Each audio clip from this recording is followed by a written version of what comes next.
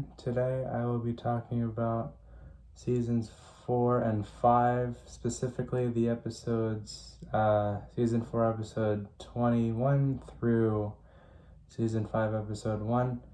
And this is the story arc in the show in Clone Wars where Darth Maul returns. He is revealed to be alive, aka where Dave Filoni pulls a fake death thing. And usually, I'm not the biggest fan of fake deaths, and maybe it would have been better if Darth Maul stayed dead. At least I thought that until I actually watched the show. Like, before watching the show, I watched his appearance in Solo, and I found it to be useless and, just not good, because I would have preferred him dead.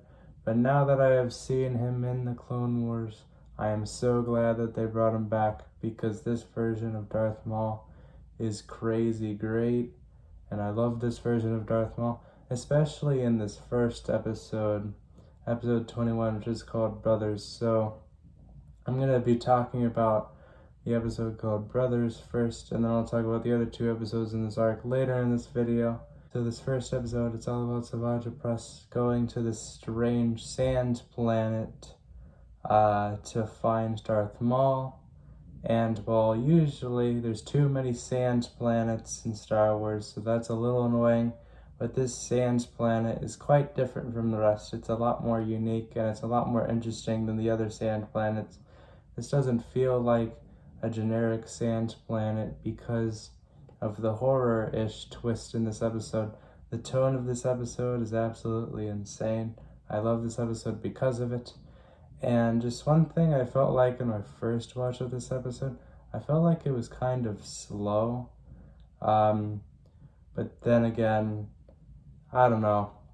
I don't know why I thought it was slow, but rewatching this, sure, it is slower than some other episodes, and the part on the desert planet is slower than other parts of the episode, but now that I've seen it a second time, I don't view that as a problem at all. I think the pacing in this episode is quite great and works quite well, and the reason why I don't mind this much slower pace, at least in the second half of the episode, is that it is so intriguing. The desert planet is so cool and awesome, and the tone keeps me on the edge of my seat the entire time. So this is one of the episodes that does that, and I find it really cool.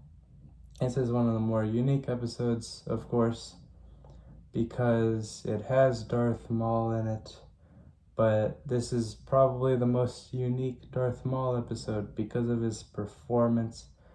The performance by the voice actor that plays Darth Maul is stellar. It is one of the best voice performances, if not the best voice performance that I've ever heard before. It is insane. No! you don't know. You don't know anything. Pretty much the entire reason why I'm talking about this arc is Darth Maul, and this storyline, and especially storylines after this, nail him and turn him into a fantastic villain, one of the best, if not the best villain in Star Wars. The next episode, season 4, episode 22, Revenge, is all about Darth Maul going through a transformation to be semi-normal again, and then exacting his revenge on Obi-Wan. And this is an absolutely fantastic episode, and I have no issues with it. One of the things that this episode does a little better than the previous episode is it balances it out more. And what I mean by that is that the previous episode, it focuses mostly on Savage Press, which is, it's good that it does that. I don't have a problem with that. And then the other characters in the episode are focused on mainly in the first 5 minutes. I like how the previous episode ties a lot of things together and has a bunch of plot threads at once, but it's obvious that the Savage Press one is the one focused on the most, because like over half the episode is that one character. Well, in this episode, it's more balanced. It focuses on each of the storylines equally, with maybe a little bit more emphasis on Obi-Wan's storyline. And I like that a lot about it. I like how the storyline switches perspectives from Savage Press mainly to Obi-Wan mainly. I like how it does that. It spices it up a little bit. And this episode, yet again, has a great script like the last one. Everything said by Darth Maul is awesome, extremely well written, which helps solidify him as a villain. And Savage Press is also becoming a much better villain. The script is, in this episode, in the previous episode, the script for his character is better than previous episodes that Savage Press has been in. And I just like him more as a character. I feel like there's more to him now that there is this plot line with him and Darth Maul. So that's cool to see. And the big thing about this episode is that the second half of it is a giant fight scene, and it's one of the best fight scenes in the show. And it even has some there's even a section that's really cool that's has only red lightsabers in it, and I like that a lot. It's visually appealing, and I guess thematically appealing a little bit. I like it a lot when the show does more than blue lightsaber versus red lightsaber, so I find that quite great. And the best thing by far that this episode does is increase Darth Maul's depth as a character.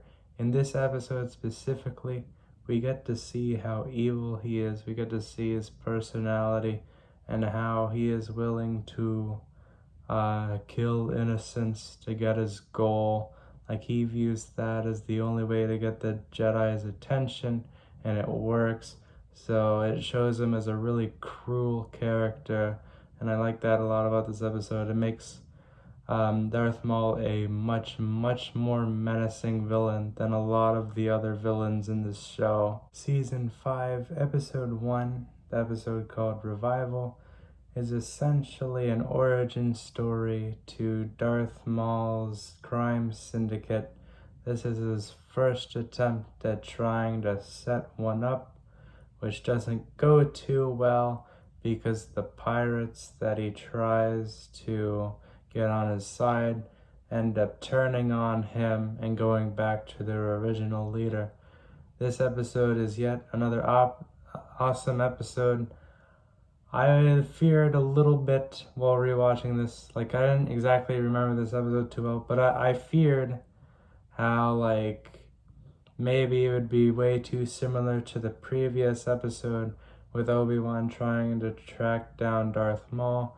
But thankfully, because of this crime syndicate element of the story, it separates itself from the previous episode, and it gives it a different plot, and makes it more interesting than just a season 5 version of the episode from season 4. And another thing with this is, like, it's very weird how this episode is season 5, episode 1, and it's very weird how, like, the show splits the arc between seasons. This is not the only time that it does this. I believe the bounty hunter arc at the end of season 1, it splits into season 2. It's very weird how that is done, but I guess it doesn't exactly mean much. It doesn't change the quality of the episodes at all. I guess it works as like a way to have a cliffhanger or something, but it's a little weird, something weird to take note of. Probably my favorite and the coolest part thematically about this episode is at the very beginning. This episode talks about the whole brother/master relationship between Savage Press and Darth Maul. Like, Savage Opress views Darth Maul as a brother, but Darth Maul views the Savage Opress as an apprentice. And because of that disparity between them, there is a quick fight between them at the very beginning. This is an extremely interesting conflict. So this episode also has a pretty cool fight in the middle and end of it with Obi-Wan and the pirates versus Darth Maul and Savage Opress. This is the pirate part is another extremely awesome part about this episode that separates it from other episodes. I really like the pirate leader as a character. He's one of my favorite characters and definitely one of my favorite villains in the entire show. He is an awesome villain. I love his personality. He's really funny. He's a really funny character. A lot of good comedic relief.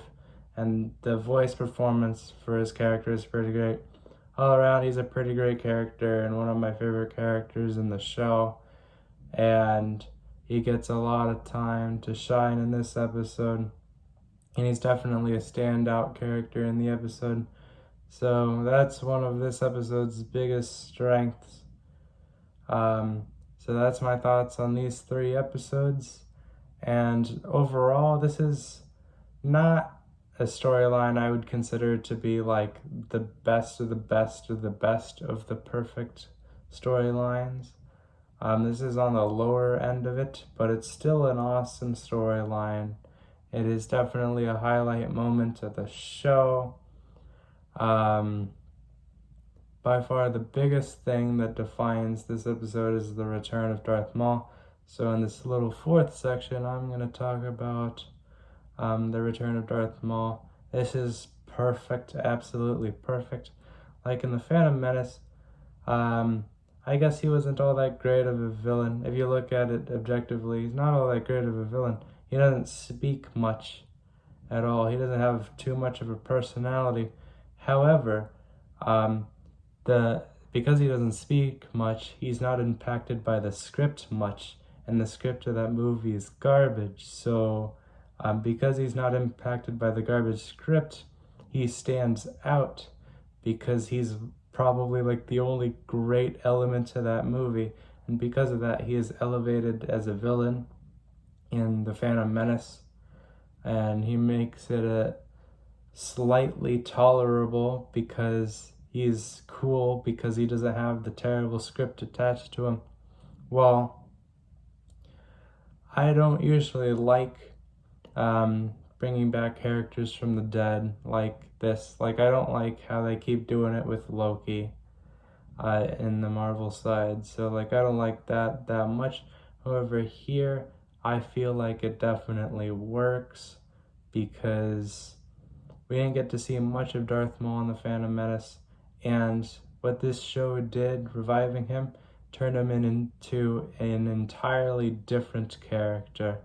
And especially in later in season 5 and especially in season 7, he is an awesome character. And we wouldn't have this if they didn't revive him initially. So, and with the first episode, this is probably the most interesting portrayal of Darth Maul ever made. It's very insane and weird and intriguing. Thanks to the performance by the voice actor and the character in general, he is absolutely a stealer in absolutely like every single scene that he's in. So that's my thoughts on these 3 episodes. What are your thoughts on it? Do you like this new format of video? I don't know. Part of me might be just that I'm being lazy and not wanting to write notes for it. But with my previous format of trying to talk about the plot and not much, I was reading off bullet points, maybe adding a sentence, so didn't feel like I was giving much of my own opinion, although I was providing analysis. So I feel like this version is better for me. I still like the previous videos I did, but I feel like this is better for me personally, just to get my thoughts out in this unscripted way. And I guess lastly, sorry for keeping this series on hold for like 33 days now, I think it's been. Please like and subscribe and share this video. Alright, bye.